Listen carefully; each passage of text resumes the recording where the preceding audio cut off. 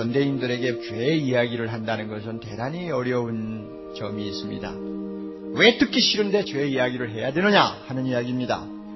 죄 이야기를 할 때만이 우리의 본래 모습이 무엇인가를 정확하게 직시할 수 있기 때문입니다.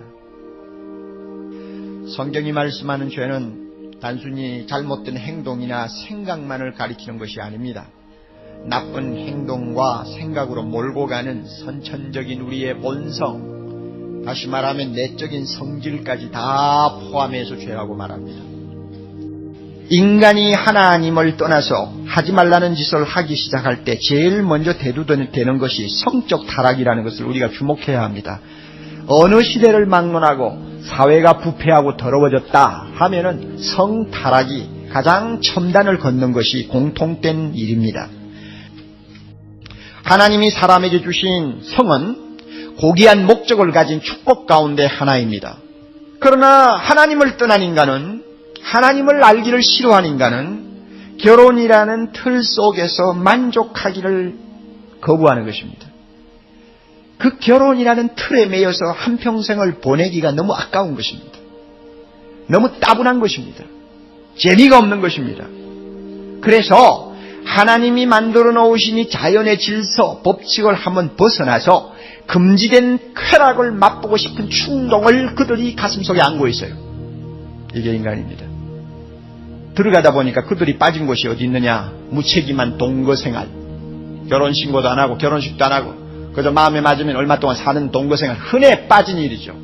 또 간통, 또 강간, 이런 것, 혼음, 변태성욕, 동성연애, 이 모든 성문란 행위가 바로 성적 타락입니다. 왜 이런 희한한 일이 벌어지느냐? 왜 교회가 동성연애를 하는 사람을 성직자로 받아들여야 될 만큼 심각하냐? 옛날에는 그 사람들을 사람 취급도 안 했는데 왜 지금은 그러냐? 이유 딱 하나, 뭡니까? 그만큼 많아졌다는 얘기입니다. 옛날에는 소수기 때문에 적당히 처리를 했지만 이제는 너무 많으니까, 그것도 무식한 사람들에게만 아니고 꼭대기부터 밑바닥까지 지식 여하를 막론하고 경제 수준 여하를 막론하고 너무나 많은 사람이 이와 같은 성적 문란에 빠져 있기 때문에 이것을 받아들이지 아니하면 일이 안 될 처지에 놓인 것입니다. 그러니까 교회가 법을 고쳐서 그들을 목사 안수시키는 겁니다.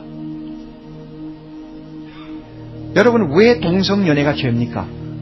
26절에 중간에 보면 순리대로 쓸 것을 바꾸어 뭐로 쓴다? 영리로 쓴다. 이 말은 자연적인 법칙을 따르지 아니하고 법칙을 거꾸로 뒤집는다 하는 뜻입니다. 그렇죠. 하나님께서는 남자 여자를 짝지어서 가정을 이루어 살게 했지 남자끼리 짝지어서 가정을 이루도록 하진 않았단 말이에요. 그런데 이 동성연애 하는 사람들, 내가 하나님이냐? 너는 남자 여자 만들어가 짝지어서 살게 했지만 나는 한 수 더 떠서 남자를 여자로 바꿀 수 있고 여자를 남자로 바꿀 수 있다. 어디 한번 보자 하는 식이에요. 얼마나 건방진 행위요. 얼마나 하나님에게 도전하는 행위입니까? 그러니까 그들에게 자연히 상당한 보응이 따라온다고 했습니다. 상당한 보응이 따라와요. 이 동성연애자가 어떤 보응을 받았느냐? 제가 볼 때는 얼마 전까지만 해도 인간 사회로부터 완전히 도태되었고요. 그래서 사회에서 사람 취급을 안 했습니다. 그리고 에이즈가 누구로부터 발생한 병입니까? 동성연애자들로부터 시작된 병입니다. 벌써 하나님의 징계와 심판을 받은 것입니다. 여기에 기록된 하나님의 말씀이 한마디도 거짓말이 아니라는 것 우리가 알아야 합니다. 저희가 이 같은 일을 행하는 자는 사형에 해당하다고 하나님의 정하심을 알고도, 여러분 이상한 말씀 아닙니까? 어떻게 세상 사람들이 이런 일을 행하면은 사형을 받는다, 하나님은 우리를 이런 죄를 두고는 죽음에 던진다 한 사실을 안다고 어떻게 여기에 이야기를 합니까? 정말 알고 있나요 그들이? 꼭 알아두십시오. 안다고 했어요. 모르고 하지 않는다고 그랬어요. 아는 이유가 있어요. 바로 옆에 있는 2장 15절을 보십시오. 그들이 양심에 나쁜 짓을 하면요, 2장 15절 무엇이 증거가 된다고 했습니까? 양심이 증거가 됩니다. 양심이 증거가 돼가지고 자기의 생각들이 서로 막 송사하고 변명하고 그런다고 해서, 다시 말하면 아이고 이거 나쁜 짓인데 이러다가는 내가 이거 잘못하면 큰일 나는데 하고 은근히 잘못되는 줄을 안다는 말입니다. 알면서도 그 짓을 하는 인간이 바로 하나님을 떠난 사람들이라는 것입니다. 뿐만 아닙니다.